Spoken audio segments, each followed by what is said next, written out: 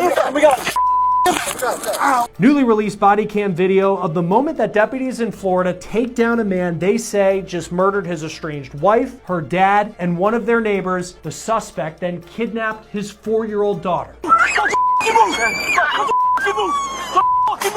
The terrifying moment as Broward County deputies saved the young girl and put her dad under arrest. But this story goes far beyond what deputies say this man did on February 16th. Let me get to this real quick. There will be people that will lose their job over this.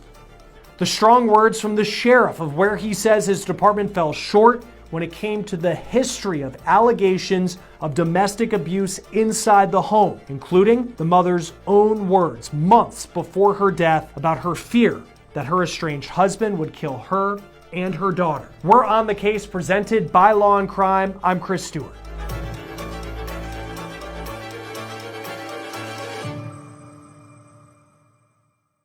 We have new information on a terrifying case out of South Florida from earlier this year. A man accused of killing his estranged wife, her dad, and one of their neighbors. This family had a history of domestic abuse. He also ran away with his 4-year-old daughter. I'm going to get to this new body cam video from the Broward County Sheriff's Office in just a moment, but let me remind you of what happened. On February 16th, it was around 6 o'clock in the morning that all of this took place, according to an arrest affidavit that we have read through out of Broward County, Florida. Deputies say that Nathan Gingles, at around 6 o'clock, showed up at his estranged wife's home in a community not far from Fort Lauderdale. Here's a picture of the house on Google Maps. Deputies say that he shot and killed Mary Gingles and her dad. He was living at the home. He was found with a coffee cup in his hand. Deputies found Mary's body at a house next door, along with the body of a man named Andrew Farron. He was Mary's neighbor. Deputies say the evidence shows it appears that Mary was running to help at another home when both she and Andrew were killed. Deputies say that surveillance video from a home shows Nathan Gingles walking away with his daughter from the home. This is a screen grab of that video that was shared with WTVJ TV in Miami. Authorities quickly put out an Amber Alert with pictures of Nathan Gingles, Mary, and their daughter, Seraphine. Hours later, law enforcement tracked Nathan's car to a Walmart after his license plate pinged on a plate reader. Here's the newly released body cam video of law enforcement making his arrest. He's at the front passenger door.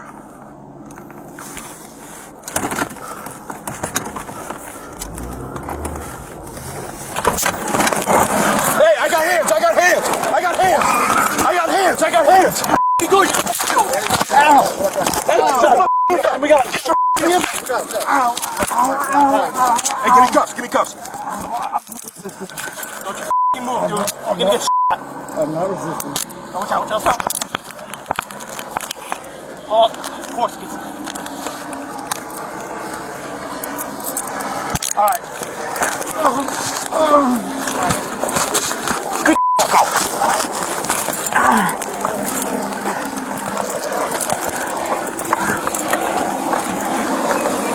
Sit your fucking ass on the ground. Hey, before we need to pat him down. Don't fucking move. Stop.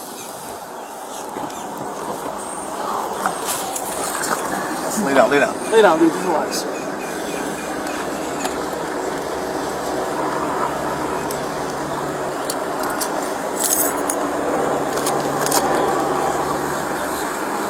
Roll him that way.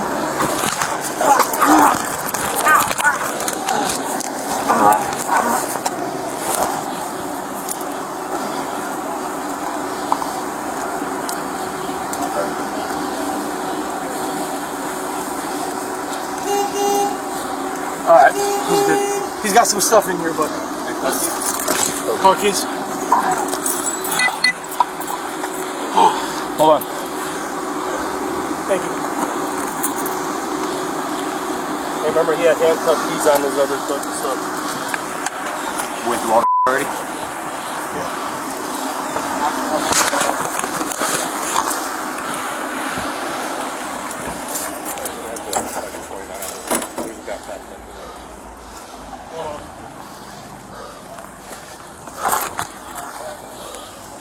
Deputies take Gingles down. On another officer's body cam, you can hear the young girl inside the car as officers swarm her dad. The black square you can see on the screen, that is the redaction of the 4-year-old from this video. Don't you move! Don't you move! Don't you move! Don't you move! Still the ground!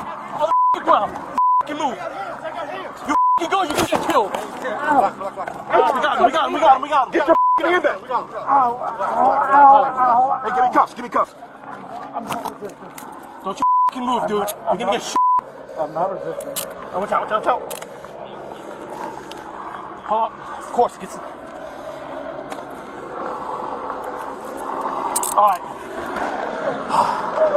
Alright, Viper 13, child secure, target in custody. Oh.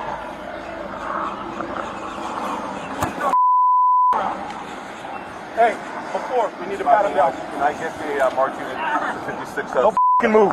Stop.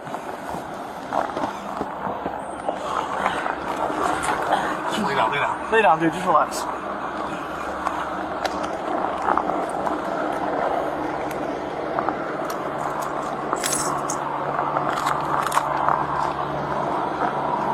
Roll him that way.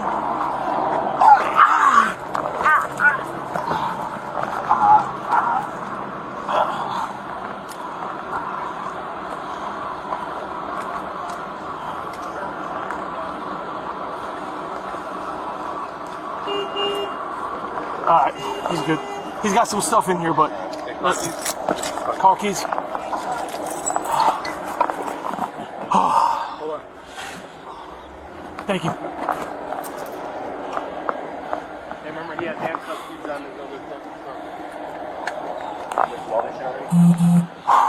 You can hear that deputy say child in custody, and that was a major sigh of relief that this girl was okay. But her mom, her grandfather, they were killed. And quickly we learned that in this case, there were plenty of red flags that were missed, and red flags that go back long before that February morning. We pulled court records that show that Mary filed an order of protection against Nathan citing domestic violence in February 2024, and she shortly after that filed for divorce. She filed a second injunction in December 2024 and received an order of protection. That allegedly did not stop Nathan. Deputies note in the arrest affidavit that Nathan was not allowed to have contact with Mary or their daughter. In fact, in the arrest affidavit, there was a domestic violence injunction order on the table. Court records show that in February 2024, when filing for divorce, Mary alleged that Nathan dragged her up the stairs in a chokehold in front of their young daughter. Mary also alleged that Nathan called their daughter a, quote, dumb baby and showed little interest in her. In court documents, one of them handwritten and dated February 2nd, 2024, Mary detailed a night where Nathan allegedly spent the evening snorting Adderall, ran downstairs, scared the young girl, and started singing a song about how he was going to shoot and kill Mary. And perhaps the most chilling part of the dozens of pages of documents that we went through detailing this horrifying relationship was this line, where Mary claims that if nothing is done, she is afraid Nathan will kill her and her daughter. When you look at the body cam video, you can see swift action being taken by members of the Broward County Sheriff's Office, but that agency has faced a lot of questions about how they handled this case.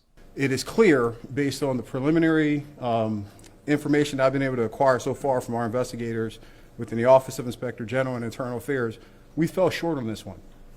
We fell short in a response in terms of how some of the patrol personnel had documented certain facts related to calls going back to December. It's clear that some of the investigative practices conducted by detectives was also a shortfall. And so as we're continuing to gather more facts on this, I'm going to end up back in front of this camera. Make no mistake about it. Broward County Sheriff Gregory Toney suspended 7 members of his agency for how they allegedly handled cases involving the Gingles family. For my assessment, this is really just a shortcoming of performance, whether it be complacency, not taking a greater interest, and not doing their due diligence to make sure that they're documenting everything in an accurate manner so that when it does arrive in the investigator's hand, they have a comprehensive report that will allow them to make better judgment and decisions. In one instance, the sheriff talks about how his deputies responded to a call to the Gingles home in December. Call in December that we had where a deputy went out to the scene and spent 35 minutes and 34 seconds, because I watched every bit of it on a body-worn camera, assessing and talking to the victim, talking to Mary, gathering information from her. And it was very robust in terms of the threat spectrum that exists, the totality of times that she had made related to, I fear that he's going to kill me, etc.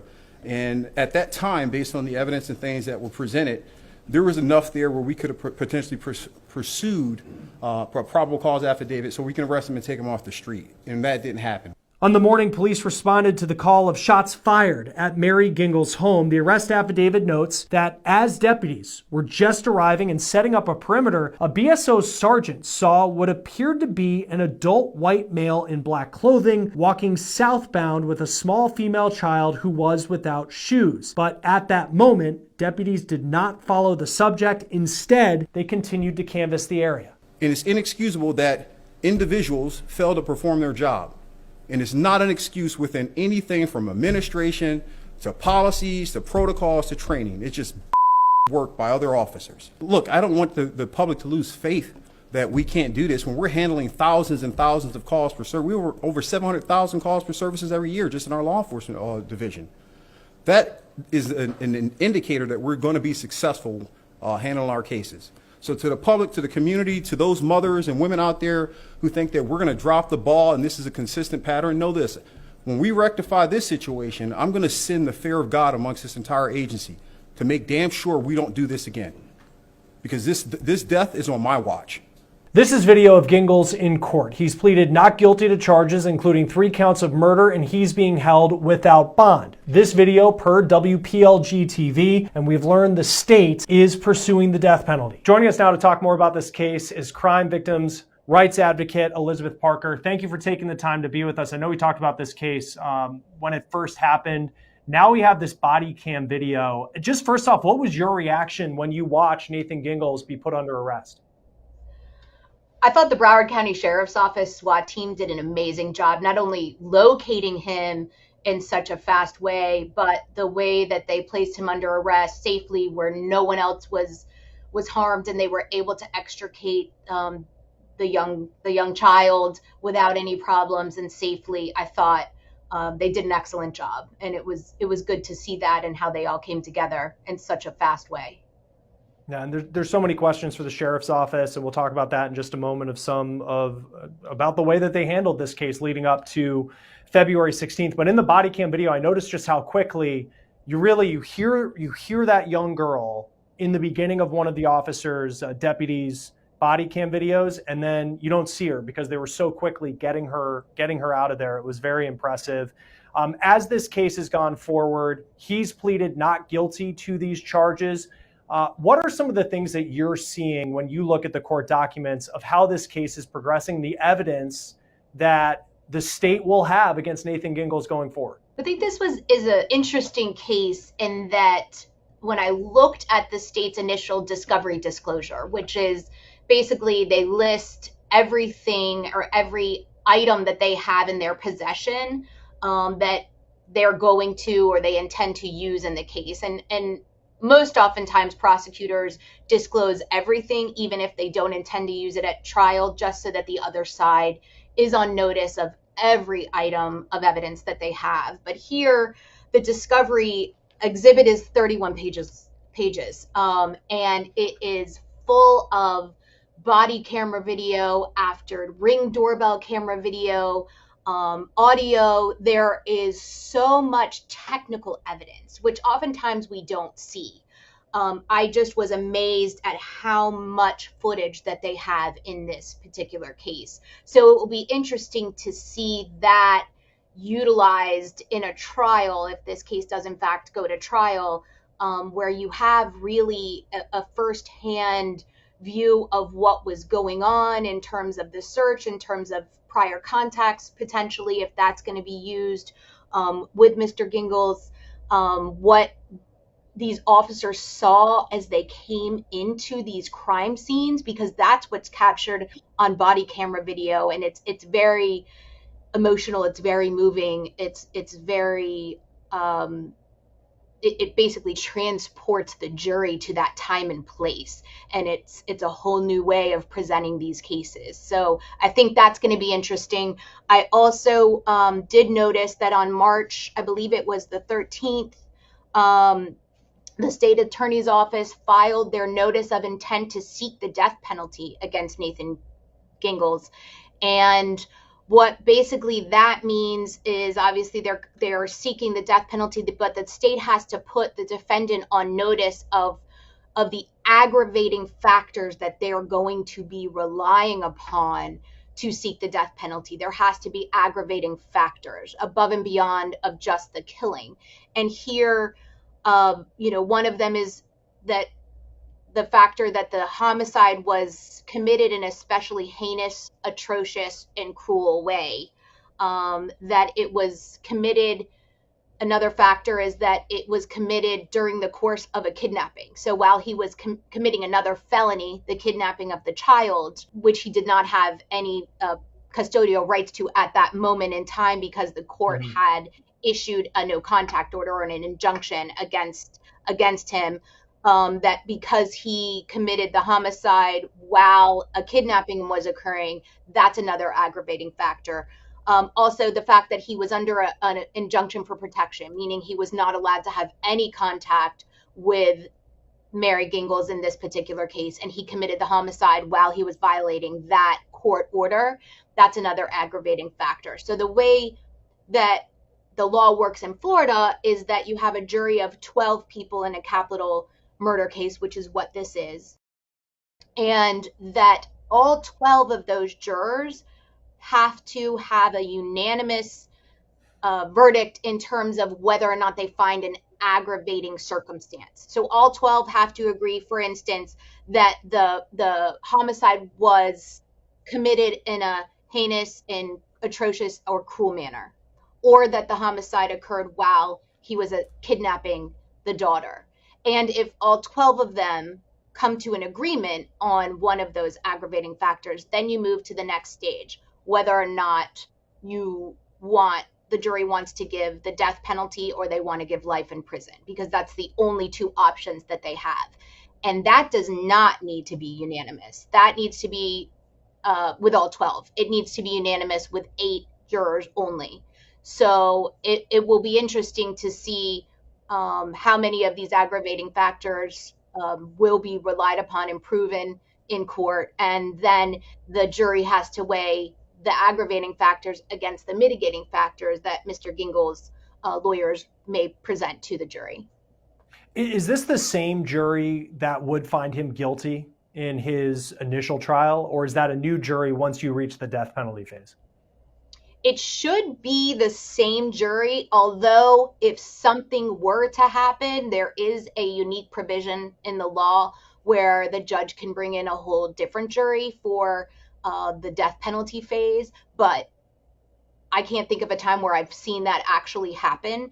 The judge always picks alternate jurors that sit and listen to all of the testimony in what we call the guilt phase of the trial.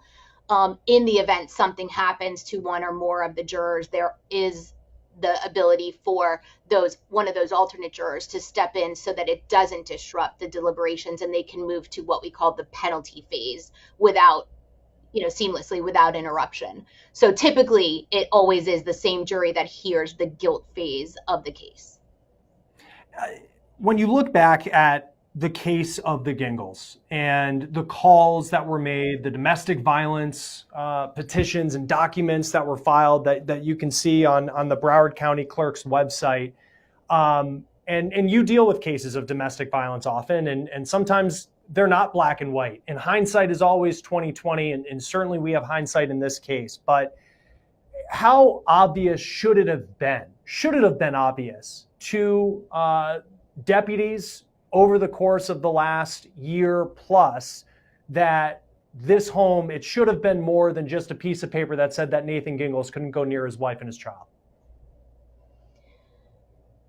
I think the Broward sheriff came out, and I commend him for admitting that mistakes were made, for admitting that it was very obvious that things were missed, that that Nathan Gingles' gun should have been taken from him. We knew from the previous restraining order or injunction, in Florida they refer to it as an injunction. We know from the previous injunction for protection that he did have many, many weapons that were surrendered that first time around that were missed the second time around. So I think that it was pretty clear that the behavior was escalating, that Nathan was dangerous, and that she and her daughter were both in danger. Mary and her daughter were both in danger. And in fact, it's chilling to see that 10 days prior to this murder, she writes that she knows that he's going to kill her, that his intent is to kill her, and she's begging for help and begging for assistance from the court and from law enforcement, and unfortunately they failed her. Yeah, and I know the sheriff in this news conference we'll talk about in just a moment talked about a December incident where deputies responded. He said that he actually said it was a pretty thorough meeting that the deputy had at the home, that he watched every bit of the body-worn camera, and that there was enough, in his opinion, that there could have been an arrest that was made to take Nathan Gingles out of the home, and that it didn't happen. Being in South Florida, which is where you're located, for Sheriff Tony, what did you make of his comments? I mean, to say, very bluntly that what he saw, the way that his agency handled this case was BS and piss poor. I mean, those are pretty strong words from someone in charge of a law enforcement agency for people that work under him. He's a no-nonsense kind of guy. So I appreciate that. I appreciate the fact that he wasn't so concerned with the liability for his agency in terms of, if they failed, if they didn't follow proper protocol, if they didn't follow proper procedure. He wasn't concerned at all with any potential civil liability on his agency. What he wanted to do was admit that they were wrong, admit they made mistakes. He even is investigating and potentially punishing many of those investigators that were involved in these prior incidents. And he wants it to be a lesson for his agency to do this better, to handle these cases of domestic violence, these investigations, these cases where these victims are in serious trouble. Look for these identifying incidents. And I think he's going to not only help make things better in Broward County at the Broward Sheriff's Office, but across the country, because there's lessons to be learned in every one of these cases, unfortunately, and serious lessons that can be learned from this situation. So I commend him for doing that. And it'll be interesting if we ever get to see that body cam video from the December meeting, what that deputy was told, what made the sheriff believe that an arrest could have been made that night. But it's not, to your point, this isn't the first time that we've seen an incident like this where there are these red flags and then you get to a point like what Nathan Gingles is accused of doing, shooting and killing his estranged wife and her dad and a neighbor, and then kidnapping the girl, and then looking back and saying, why didn't you do something about it? But we've seen in cases where you'll watch this body-worn camera. I think about different situation in some ways, but Gabby Petito, Brian Laundrie, there's that body cam video that was released and everybody is looking at it, knowing what happened down the line and saying, why didn't you do something? In your experience, typically what are the mistakes that law enforcement make in those moments where something could be done, but it just doesn't happen? Well, here I think one of the biggest mistakes is that there wasn't a risk protection order requested, or knowing that he had all of these weapons previously, and the seriousness of the allegations, especially under the December 30th, I think it was December 30th, where he tells the police officers he doesn't have any guns. Well, I mean, this is someone who's stalking, somebody who's made threats to kill, somebody who's put a tracker on her car. I mean, look at the history between these two parties. Is he one to be believed? I mean, does he have a motive to lie to the police? Of course. So unless you've turned over every stone and made sure that he doesn't have any weapons, I think that was one of the biggest mistakes that is made. Now, we do know that in a lot of these cases, the piece of paper, unfortunately, the injunction for protection or the restraining order isn't going to protect the victim. So oftentimes we need to look at these cases in a different light and see, is there probable cause? Is there the ability to arrest this person and keep the victim safe? Because even if he did turn over all those weapons that he had, doesn't mean that he couldn't get a weapon on the street. He couldn't go purchase a new weapon, underground. Now, if he had an injunction against him, he couldn't go in and legally purchase one, but that's not in and of itself going to stop a perpetrator. But putting them in jail, restricting their freedom, restricting their ability to contact and to come into contact with a victim, that's where we can make a difference. So I think looking at these cases in a different light, in a more serious view, looking at the totality of the circumstances is important moving forward. I think about the young girl, Seraphine Elizabeth, and to think of what she went through, how just terrifying that those moments were like for her. And I read that her aunt is reportedly trying to get custody of her. But from what you've seen of the system in Florida, what type of resources are there for a 4-year-old girl that went through this? It's tough, but it does seem like the system is working in her favor. It sounds like the aunt wants to take her and is fighting very hard through the court system, which would be the best case scenario, to have her with a family member, not to have her with her father's family members, but to have her with her mother's family member in a loving home. And I think the system is geared towards wanting to reunite the child with a loving family member. And so I'm hoping that'll work in the favor of Seraphina. Yeah, and it's just it's a terrifying story. You talk about if this moves forward to a death penalty phase, we're not even at the point where there's a trial as of yet. What type of timeline, if this happened on February 16th, are we looking at eventually getting to the point that there's a decision made, if he's found guilty, of whether or not he would be put to death for what happened on that day? Well, given the amount of evidence that I've seen in the first disclosure from the state attorney's office, I think that it's going to take several years before this case gets to trial. In Florida, we have a very unique system in the criminal justice system where depositions are allowed to be taken of every key witness that the state intends to call at trial. So depositions are that process takes a very long time. And I haven't seen the witness list, but just seeing the amount of evidence that there is, I can imagine it's, probably upwards of 50 to 100 witnesses that the state has listed. So the defense has every right to present a defense.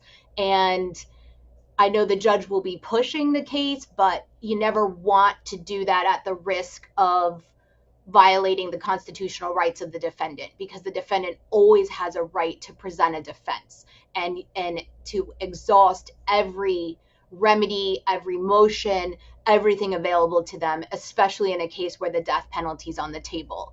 So the judge is going to be very cautious about pushing the defense too quickly to trial.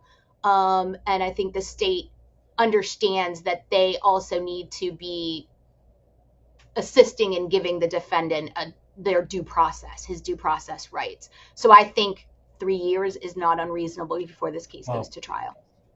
Wow. And to your point too, you think of the discovery evidence and just the list and the videos and how visual this trial could be if and when it gets to that point.